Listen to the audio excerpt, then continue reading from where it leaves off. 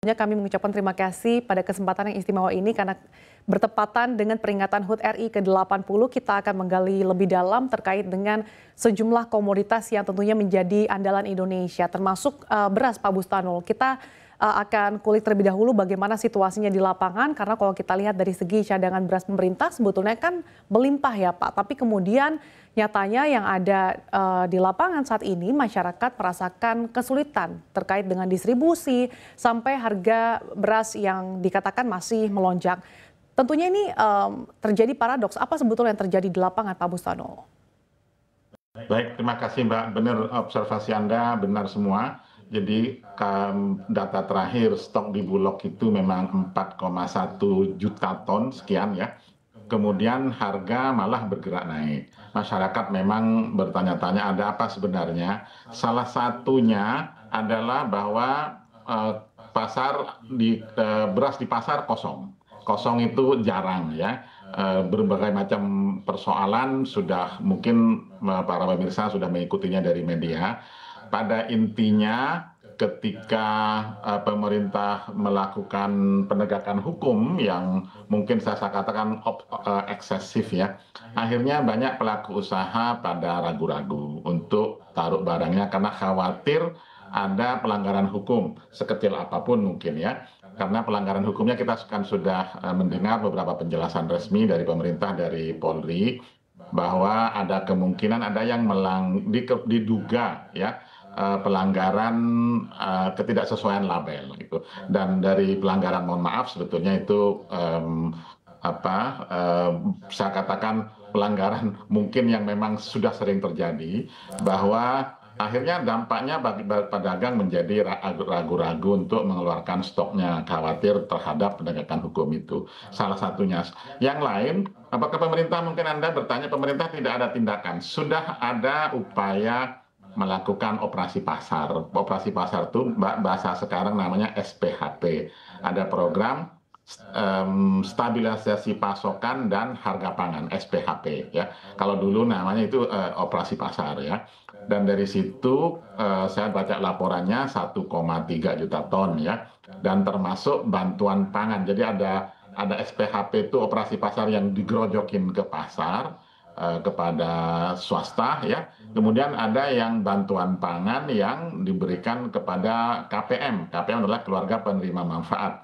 Macam-macam bentuknya, ada BPNT. Kemudian yang untuk masyarakat, mohon maaf, berpenghasilan ke bawah, namanya bansos ya, bantuan sosial. Jadi ada bansos, banpang, dan ada SPHP, 3 operasi pasar. Memang itu baru terjadi bulan Juli, sehingga sampai sekarang memang perlu waktu untuk menstabilkan harga, sehingga harga masih bertengger tinggi. Saya cek masih yang medium saja sudah 15.000 lebih ya, bahkan 15.400. Kalau yang premium sudah di atas 17.000. Dan memang bergerak itu harga dinamis. Konteksnya adalah kalaupun stok cukup di gudang Bulog, kan itu harus di gudang.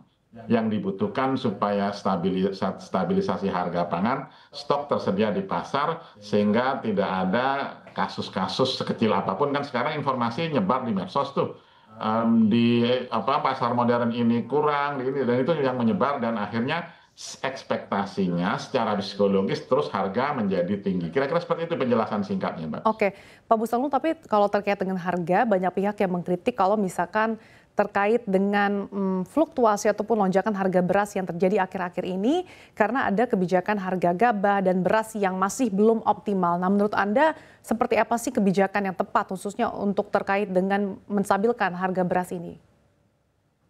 Baik, sebetulnya ya, sejak pemerintah mengeluarkan HPP, harga pembelian pemerintah 6.500, itu maksudnya serap ya.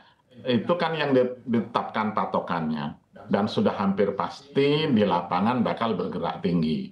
Jadi Mbak, kalau harga gabah tinggi, harga beras sudah hampir pasti tinggi. Nggak harus jadi ahli ekonomi untuk menyimpulkan itu ya. Jadi kalaupun ditetapkan 6.500 gabah itu, di lapangan bisa 66, 67 sampai di atas 7.000, 7.200 juga ada ya. Di satu sisi petani senang pada konteks itu ya, tapi di sisi lain nanti penggilingan beras besar dan kecil juga berebut dalam konteks berebut gabah ya, termasuk Bulog juga. Dan di situ yang mendorong harga untuk naik ke atas. Itu yang saya sampaikan tadi. Ketika diambil untuk stok gudang beras di Bulog sudah pasti hampir tinggi. Jadi memang sedang ada pergeseran, itu mungkin yang kata masyarakat tadi bermasalah itu. Pergeseran policy dua hal. Satu memang menaikkan harga gabah ya menjadi 6.500. Saya tambahkan lagi at any quality, berapapun kualitasnya dibeli. Nah, Anda bisa menduga kan kalau berapapun kualitasnya dibeli, yang rendah, yang kualitas buruk dengan yang kualitas keringnya baik dibeli sebesar itu. Anda biaya proses pengeringan, ini bisnis ini ya. Ada proses penjemuran, ada proses pengolahan dan lain-lain. Itulah yang meningkatkan harga. Bahkan saya khawatir, saya memang belum melakukan penelitian lapang, tapi observasi spot-spot sudah saya lakukan kalau ke lapang. Khawatir menimbulkan disinsentif kepada petani untuk tidak meningkatkan kualitas berasnya. Dan itu kan regres ya, agak bertentangan dengan kita berupaya untuk meningkatkan kualitas beras agar harga jualnya lebih tinggi, kan begitu ya. Dan dari situ yang saya maksudkan menjadi insentif negatif tadi. Akhirnya biaya untuk meningkatkan kualitas beras tergeser ke penggilingan dan tergeser ke Bulog. Karena konsekuensi berikutnya ketika beras basah atau beras kualitas tidak bagus masuk ke gudang, biaya penyimpanan di gudang makin besar. Oke, kalau itu ditanggung pemerintah nggak apa-apa, tapi pasti membebani anggaran ya. Dan dari situ ketika dia menjadi beras, dan itulah yang menyebabkan kenaikan. Apakah disebutkan? Ya, kita sudah sampaikan untuk meningkatkan, memperbaiki kualitas kebijakan dulu. Yang tadi